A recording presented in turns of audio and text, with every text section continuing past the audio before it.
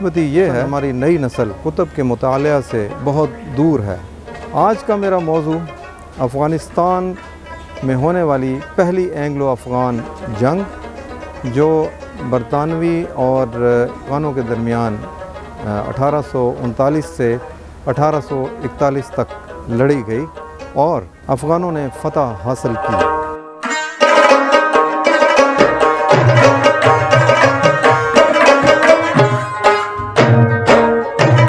इस जंग में मैं बेनकाब करना चाहता हूँ उन बेगैरत अफ़गानों को जिन्होंने अपने मुल्क को, जिन्होंने अपनी माँ धरती को अंग्रेज़ों के हाथों फ़रोख्त कर दिया। मैं बेनकाब करूँगा उन अफ़गानों को जिन्होंने चंद टकों की खातिर अपने इलाके को कुव्वतों के हाथों फ़रोख्त किया। इसके अलावा उन गैरतमंद, जुर्रतमंद अफ़गानों को भी उनके वाक़यात इसमें शामिल करना चाहूँगा जिन्होंने अपने मुल्क, अपनी धरती की खातिर जाने तो गंवार दी, लेकिन अपने मुल्क की ज़मीन का 1 इंच हिस्सा भी दुश्मन के हवाले नहीं किया। तो ये आज मेरा मौज़ूए गुफ्तगू है।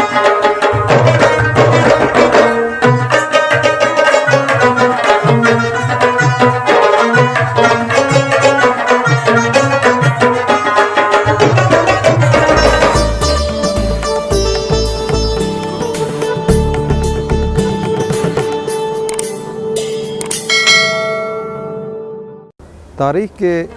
वाक़यात और तारीख़ी कुतुब के मुताले से आप आइंदा आने वाले मुस्तक़बिल के वाक़यात को सही तरीके से तरतीब दे सकते हैं, माज़ी की गलतियों से सबक हासिल कर सकते हैं और तारीख़ी वाक़यात में जो कामयाबियाँ और जो अच्छे फ़ैसले हुए हों उनको मद्देनज़र रख के मुस्तक़बिल को शानदार बनाया जा सकता है। लेकिन बदकिस्मती ये है कि आजकल ख़ुसूसन हमारी नई नस्ल कुतुब के मुतालिया से बहुत दूर है। सोशल मीडिया मौज़ूए गुफ्तगू रहता है और सोशल मीडिया पर हर आने वाली पोस्ट बग़ैर देखे, बग़ैर तस्दीक किए आगे को फॉरवर्ड कर दी जाती है। तो खैर ये तो एक लंबा चौड़ा मौजू है जिस पर जितनी भी बहस की जाए वो कम ही है। मैं असल मौजू की तरफ आता हूँ। आज का मेरा मौजू अफ़गानिस्तान में होने वाली पहली एंग्लो अफ़गान जंग जो बरतानवी और अफ़गान फ़ौज या अफ़गानों के दरमियान 1839 से 1841 तक लड़ी गई और उस जंग में अफ़गानों ने फ़तह हासिल की। और इस जंग में मैं बेनकाब करना चाहता हूँ उन बेगैरत अफ़गानों को जिन्होंने अपने मुल्क को, जिन्होंने अपनी माँ धरती को अंग्रेज़ों के हाथों फ़रोख्त कर दिया। मैं बेनकाब करूँगा उन अफ़गानों को जिन्होंने चंद टकों की खातिर, दौलत की खातिर, इनामात की खातिर अपने इलाके को दीगर कुव्वतों के हाथों फ़रोख्त किया और महज चंद दिन की ज़िंदगी के लिए, आसाइशात के लिए उन्होंने इस तरह के सौदे किए, मुखबरियाँ की, उनके एजेंट बन के रहे और इसका हासिल उनको कुछ नहीं हुआ, नाकामी का मुंह देखना पड़ा। और इसके अलावा इनके साथ साथ उन गैरतमंद, जुर्रतमंद अफ़गानों को भी उनके वाक़यात इसमें शामिल करना चाहूँगा। उनकी मुहर्रकात, उनकी कोशिशों को, उनकी जवामर्दी, उनकी बहादुरी के किस्सों को मुख्तसर अंदाज में पेश करना चाहूँगा जिन्होंने अपने मुल्क, अपनी धरती की खातिर जाने तो गंवार दी, शहीद हो गए, लेकिन अपनी ज़मीन, अपने मुल्क की ज़मीन का 1 इंच हिस्सा भी दुश्मन के हवाले नहीं किया। तो ये आज मेरा मौज़ूए गुफ्तगू है। 25 अप्रैल 1839 को शाह शुजा की कंधार में ताजपोशी की जाती है और एक जमे गफ़ीर उसके हमायतियों का उसके साथ होता है। एक जानब गद्दार अफ़गान और एक जानब अंग्रेज़ इसके साथ होते हैं और ये कठपुतली बादशाह अंग्रेज़ों का आला कार बन के अफ़गानिस्तान पर कब्ज़ा करने चल पड़ा। उसकी बेवकूफ़ी थी اور اس کے بعد 21 جولائی 1839 کو یہ فیصلہ کیا جاتا ہے کہ غزنی پر قبضہ کیا جائے۔ اس وقت غزنی کا گورنر یا حاکم اس وقت غلام حیدر خان امیر دوست محمد خان کا بیٹا تھا، اور اس کے جانثار بہت سے جو جانثار تھے اس کے، وہ گرفتار ہو گئے انگریزوں کے ہاتھوں اور اپنے لوگوں کی غداری کی وجہ سے، اور ان کو 24 گھنٹے کے اندر اندر شاہ شجاع کے حکم پر قتل کر دیا گیا، اور ان کی جو ڈیڈ باڈیز تھیں، جو ان کی میتیں تھیں، انہیں بغیر جنازے کے اور بغیر کفن کے ٹھنڈے جسموں کے ساتھ قبروں میں دفنا دیا گیا۔ ایک ایک قبر میں 8-8 10-10 لوگوں کو دفنایا گیا، اور غلام حیدر خان جو تھا وہ ڈٹ گیا، اس کے سارے ساتھی وہاں سے بھاگ چکے تھے اور اس نے ڈٹ کر مقابلہ کیا، لیکن اس دوران اپنوں کی غداری کی وجہ سے، افغانوں کی غداری کی وجہ سے، جو اس وقت لالچ کے اور انگریزوں کے لالچ میں آئے ہوئے تھے اور انگریزوں سے سودے بازی کرنے کے چکر میں تھے، انگریزوں سے سودے بازی کر چکے تھے اور اپنی دھرتی کا سودا کر چکے تھے، انہوں نے غلام حیدر خان کا ساتھ چھوڑ دیا اور اس کو اکیلا چھوڑ دیا۔ لیکن غلام حیدر خان نے غزنی کے قلعے سے باہر جانے سے اور غزنی شہر سے باہر جانے سے صاف انکار کیا۔ اس نے کہا کہ یہ علاقہ، یہ دھرتی، یہ ہمارے آباء و اجداد بزرگوں کا علاقہ ہے، وطن ہے، اس پہ میں قربان ہونا پسند کروں گا، لیکن ادھر سے میں جانا پسند نہیں کروں گا، یہاں پہ میں مرنا پسند کروں گا، میرے خون سے، میری میت سے، میری لاش سے انگریزوں کو گزرنا ہوگا، تب یہ اس علاقے پہ قبضہ کر سکتے ہیں۔ تو وہ گرفتار ہو گیا انگریزوں کے ہاتھوں، اور انگریزوں نے اس کو قیدی بنا دیا۔ غزنی کے قلعے سے انگریزوں نے جو لوٹ مار کی، اس میں 3000 ترکی اور ایرانی نسل کے، اعلیٰ نسل کے گھوڑے شامل تھے، اور اس کے علاوہ 2000 کے قریب عربی نسل کے اونٹ اور بغدادی نسل کے اونٹ انگریزوں نے اپنے قبضہ میں لیے، اور اس کے علاوہ کم از کم غزنی کے قلعے سے انہوں نے 10,000 کلمی کتابیں، کلمی نسخے، اور وہ کلمی نسخے جو امام بخاری کے وقت کے لکھے ہوئے غزنی میں موجود تھے، اور اس کے علاوہ وہ کلمی نسخے، ہاتھ کی لکھی ہوئی کتابیں اور تحریریں جو پشتون تاریخ کا سرمایہ تھیں، جو افغانستان کا سرمایہ تھیں، جو اس دھرتی کا سرمایہ تھیں، ان کو ساروں کو لوٹ مار کیا انہوں نے اور ان کو اکٹھا کیا، اور اس کے علاوہ انہوں نے ہزاروں من غلہ، جس میں چاول اور جس میں کھانے پینے کی دیگر اشیاء اور خشک میوہ جات تھے، وہ تک نہیں چھوڑا، وہ اس قلعے سے برآمد کیا، اور 11,000 ادھر سے دستی تلواریں انہوں نے اکٹھی کیں، جس کے دستے گولڈ کے بنے ہوئے تھے اس وقت، اور وہ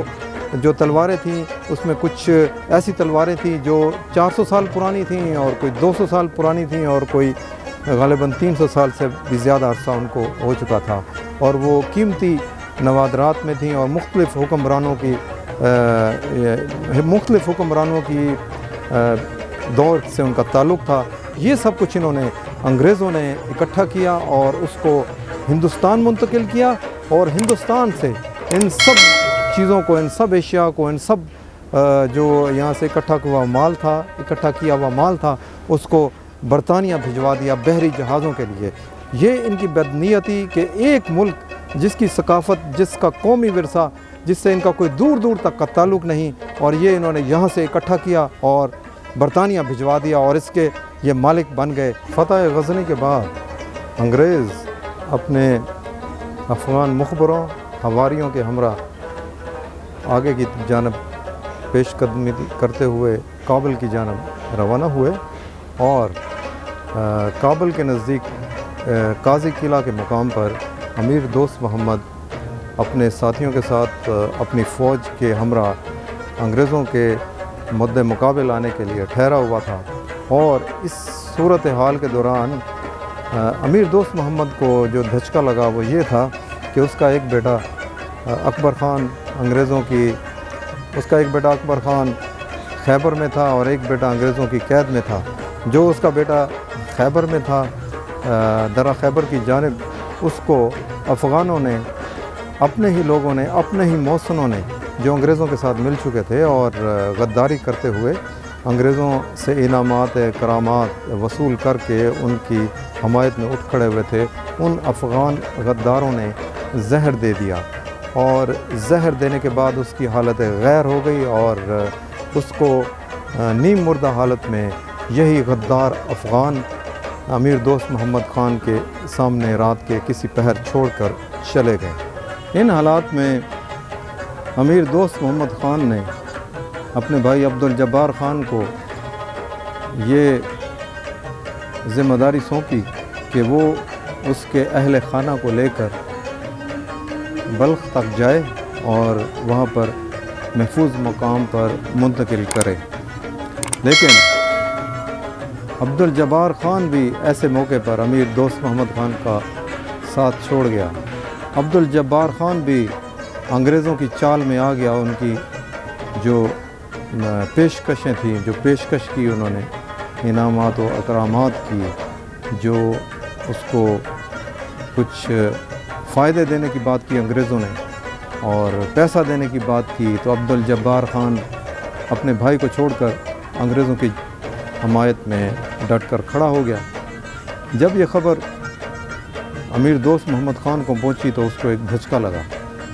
اور دوسری جانب اس کا بھائی عبدالجبار خان انگریزوں کے ساتھ ملتے ہوئے بجائے اس کے کہ اس کے خاندان کو، اہل خانہ کو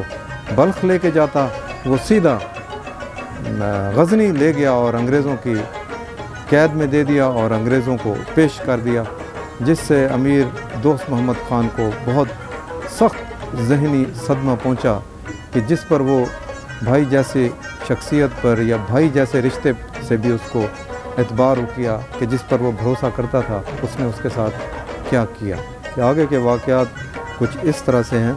کہ امیر دوست محمد خان بامیان میں جا کر مستقل طور پر مورچہ بند ہوتا ہے، اور جو اس کے وفادار ساتھی جو دور دراز علاقوں میں ہوتے ہیں وہ یہ سنتے ہیں کہ امیر دوست محمد خان پھر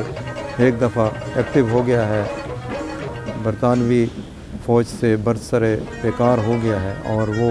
اس کے ساتھ آ ملتے ہیں، پھر چند لوگ آتے ہیں، پھر اور زیادہ آتے ہیں، تو یوں جو ہے یہ ایک بہت بڑا لشکر تشکیل پا جاتا ہے، اور یہ بامیان میں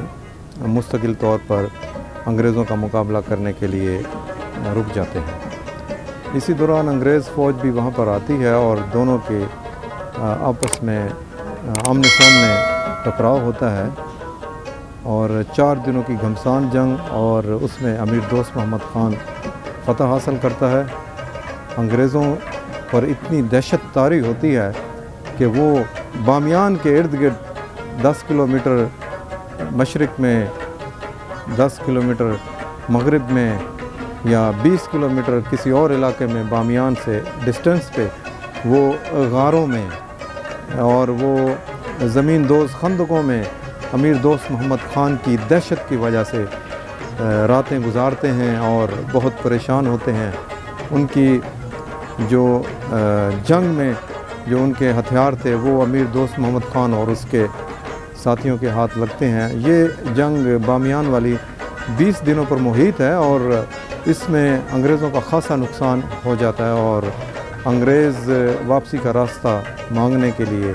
تیار ہو جاتے ہیں، اور ان کے گھوڑے، ان کی تلواریں، ان کی بندوقیں، ان کا دیگر اسلحہ سارا امیر دوست محمد خان اور اس کے جو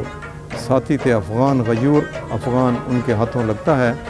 اور وہ اپنے مقابلے پر انگریزوں کے سامنے ڈٹ جاتے ہیں۔ انگریز امیر دوست محمد خان کے ان کامیابیوں سے تنگ آ چکے تھے اور خوف زدہ تھے، اور امیر دوست محمد خان افغان عوام کی ہمدردیاں حاصل کرتا جا رہا تھا۔ اسی دوران انگریزوں نے وہی حربہ استعمال کیا جو پہلے ہی وہ ہندوستان میں استعمال کر چکے تھے، یعنی کہ انہوں نے امیر دوست محمد خان کی گرفتاری کے لیے 2 لاکھ روپیہ مقرر کیا۔ جی ہاں، اس دور کے مطابق 2 لاکھ ایک بہت بڑی رقم تھی، اور 2 لاکھ روپیہ انہوں نے اعلان کیا کہ جو یہ اس کو گرفتار کرے گا اس کو 2 لاکھ انعام دیا جائے گا۔ امیر دوست محمد خان کا ایک بہت ہی قریبی دوست ساتھی عبدالسبحان جو اس سے مشورے کرتا تھا، امیر دوست محمد خان بھی اس کے مشوروں پر عمل کرتا تھا، دونوں بہت قریبی دوست تھے، اور وہ 8 قلعوں کا افغانستان میں 8 قلعوں کا وہ جو ہے اس کے انڈر تھے، افغانستان میں 8 قلعے اس کے انڈر تھے اور اس کی اپنی فوج تھی۔ امیر دوست محمد خان نے اس کے پاس قیام کرنے کا فیصلہ کیا اور اپنے ساتھیوں سمیت 50 کے قریب اس کے ساتھی ہوں گے، وہ عبدالسبحان کے گھر پہنچا اور وہاں پر اس سے مشورہ کیا۔ اسی دوران عبدالسبحان نے غداری کرتے ہوئے جو ہے اپنے محسن سے غداری کرتے ہوئے، دوست سے غداری کرتے ہوئے، اپنے ملک سے غداری کرتے ہوئے، اپنی ماں دھرتی سے غداری کرتے ہوئے فوری طور پر امیر دوست محمد خان کے آنے کی اطلاع جنرل آکلینڈ کو پہنچا دی اور اس کو بتایا کہ 2 لاکھ روپیہ مجھے دیا جائے انعام، اور آپ کا دشمن اس وقت میرے مہمان خانے میں موجود ہے۔ اور اس مقصد کے لیے اس نے اپنے بھائی سعید خان کو انگریزوں کی جانب روانہ کیا۔ امیر دوست محمد خان اپنے اس دوست کی ارادے بھانپ چکا تھا، اس کی نیت جان چکا تھا، اور اس نے اسی وقت کھانے کے دوران جو کھانے کا دسترخوان لگا ہوا تھا وہیں پر کھانے کے دوران تلوار نیام سے نکالی اور اس عبدالسبحان کے سر سے وار کیا اور نیچے ٹانگوں تک، پاؤں تک اس کے 2 ٹکڑے کیے، اور اس کے گھر میں 45 کے قریب عورتیں اور بچے تھے، ان سب کو اس نے وہیں پر ذبح کیا، اور سخت انگریز فوج کے سخت پہرے میں وہ وہاں سے نکل گیا۔ انگریزوں کی تعداد جو ہے فوج کی وہ 2000 سے زیادہ تھی، اور اس میں افغان غدار بھی شامل تھے جو انعام کے لالچ میں اس عبدالسبحان کے گھر کے باہر موجود تھے۔ ان کا گھیرا توڑ کے امیر دوست محمد خان ایسا غائب ہوا کہ جیسے انگریزوں کو سانپ سونگھ گیا ہو۔ وہ سکتے میں آ گئے کہ یہ کیا واقعہ ہو گیا، ہماری اتنی بڑی فوج، اتنے بڑے مخبر، اس کے باوجود یہ شخص یہاں سے نکل گیا۔ اور یہی نہیں، اس کے بعد انگریز اس انتظار میں کہ رات کو ہم یہاں پر مزید کارروائیاں کریں گے، ارد گرد کے گاؤں میں، گھروں میں امیر دوست محمد خان کو چھاپوں کے دوران ہم برآمد کر لیں گے، چھاپے مار کے رات ہونے دیں۔ لیکن اسی رات پھر ایک اور غیور افغان میر مسجدی یہاں پر آیا اور اس نے اپنے ساتھیوں سمیت کئی سو انگریزوں کا صفایا کر دیا، اور اس بارے میں انگریز رائٹر یہ لکھتے ہیں کہ میر مسجدی جو تھا وہ اس رات پورا جھاڑو پھیر کے چلا گیا، اور انہوں نے یہ لفظ استعمال کیا ہے کہ انگریز فوج کا ایسے صفایا کیا جیسے جھاڑو پھیر دیا جاتا ہے، اور انگریز اتنے گھبرائے کہ انہوں نے اس کے بعد افغانستان پہ قبضہ کرنے کا ارادہ چھوڑ دیا، اور ایسی تجاویز انہوں نے بنائیں اور ایسے معاہدے تشکیل دینے کی کوشش کی کہ افغانستان کے جو غیور عوام ہیں ان کے ساتھ کوئی معاہدہ کیا جائے، ہمیں راستہ دے دیا جائے محفوظ واپس ہندوستان جانے کا، اور ہم یہاں سے نکل جانا چاہتے ہیں۔ یہ ان کی عبرتناک شکست جو تھی انگریزوں کی، اس کا ایک یہ چھوٹا سا واقعہ ہے، چھوٹی سی جھلک ہے جو میں نے آپ کو پیش کی، اور میں نے آپ کو اصل حقائق بتائے۔